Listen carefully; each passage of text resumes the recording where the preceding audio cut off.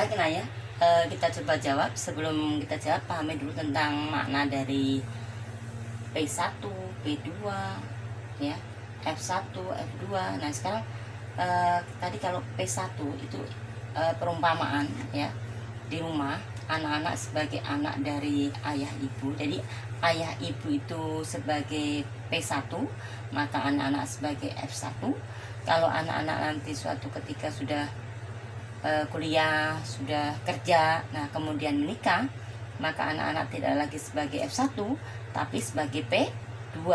Nah nanti anak-anak punya anak-anak anak kalian itu disebut sebagai F2. Nah begitu juga dengan persilangan ini. Nah jadi sekarang jika F1 disilangkan dengan sesamanya, nah pada tumbuhan begitu sekali dia berbunga, nah bunganya banyak, putiknya banyak, benang sarinya banyak. Kalau suatu dia menyerbu dan sekali dia hasilkan buah, maka buahnya akan banyak. Kalau buahnya banyak kemudian jatuh ke tanah dan menjadi individu baru, maka akan dihasilkan banyak individu baru, entah itu 10, 12 dan seterusnya, ya.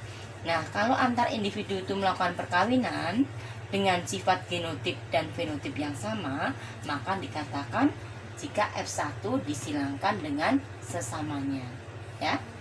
Nah, maka kemudian pertanyaannya adalah buatlah diagram persilangan. Seperti apa diagram persilangan? Seperti ini. Nah, dari P1 ya sampai ke sini ini adalah diagram persilangan.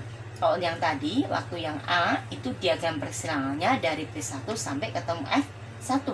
Nah, karena tidak perlu papan catur. Nah, kalau sekarang mencari F2-nya karena kita perlu papan catur, maka diagram persilangan dari P2 sampai gamet dilanjutkan dengan yang kotak ini adalah diagram papan catur. Yang anak-anak pertama lakukan adalah menulis P2. Nah, salah satu kita beri tanda jantan, berarti dia mengandung benang sari, dan satunya kita beri tanda betina bagi yang mengandung putih. Tulis genotip dulu, M besar tadi. Nah, fenotipnya manis disilangkan dengan yang sama karena semua anaknya punya genotip dan fenotip yang sama.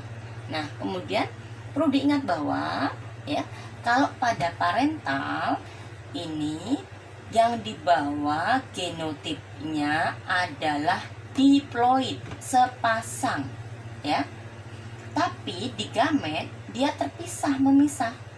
Jadi kalau pada monohibrid ya bisa dimudahkan begini. Nah, pada monohibrid satu sifat itu dibawa oleh sepasang huruf. Jadi dua huruf, ya. Satu sifat dibawa oleh sepasang huruf. Begitu dia jadi gamet, maka dia memisah menjadi satu huruf, ya. Nah, berarti nanti kalau di hibrid dari berapa hurufnya? Nanti di hibrid 4, ya. Jadi kalau pada parental itu sepasang huruf, ya. Kalau di gamet sendiri-sendiri, sebuah, ya. Jadi kalau di sini ada 2 huruf, maka gametnya separuhnya. Di hibrid ya, pada monohibrid ya, gametnya induknya ini membawa genotip yang diploid, sepasang, diploid. Gametnya haploid, separuhnya. Kalau diploidnya 2, berarti haploidnya 1. Bisa dipahami ya? Nah, jadi ini nanti peluangnya bisa M besar, bisa M kecil. Karena pada P2 dia membawa genotip yang heterozigot, besar kecil. Kalau homozigot, M besar semua atau M kecil semua, ya. Jadi seperti ini, M besar, M kecil. Ini homozigot. M besar berarti homozigot dominan. M kecil homozigot resesif. M besar M kecil heterozigot. M besar M kecil heterozigot. Jadi kalau hurufnya besar semua berarti dia homozigot dominan. Hurufnya kecil semua homozigot resesif. Besar kecil heterozigot. Nah gitu nak ya. Nah jadi gametnya ada 2 peluang. Karena dia heterozigot bisa M besar, bisa M kecil. Nah kemudian kita buat kotak untuk mencari F2-nya, ya. Ini untuk kotak sebagai gamet, ini ya. Ini jantan, kita beri tanda jantan. Betina, kita beri tanda betina. Nah, kemudian gamet jantannya M besar di sini, M kecil di sini. Gamet betinanya M besar di sini, M kecil di sini. Nah, kotak ini adalah peluang untuk F2-nya. Jadi F2 nya bisa jadi nanti M besar ya. Fenotipnya apa? Manis ya.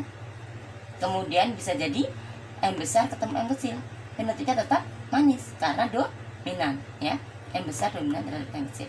Nah, kemudian yang ini M besar ketemu M kecil, manis lagi. Yang terakhir M kecil ketemu M kecil, masam ya. Dan karena itu jawaban pertanyaan berikutnya, rasio atau perbandingan genotip F2 ya, 1 M besar, 2 M besar M kecil, dan 1 M kecil M kecil. Rasio atau rasio fenotip F2 3 manis 1 masam. Boleh dituliskan manis titik 2 ya banding masam sama dengan 3 banding 1 juga boleh. Oke, bisa dipahami ya. Sekarang Ibu tuliskan soal untuk dikerjakan ya. Saya tuliskan soalnya, nanti dikerjakan seperti biasa di buku catatan saja, kemudian difoto dan diupload di e-learning ya. Ibu tuliskan soalnya dulu ya.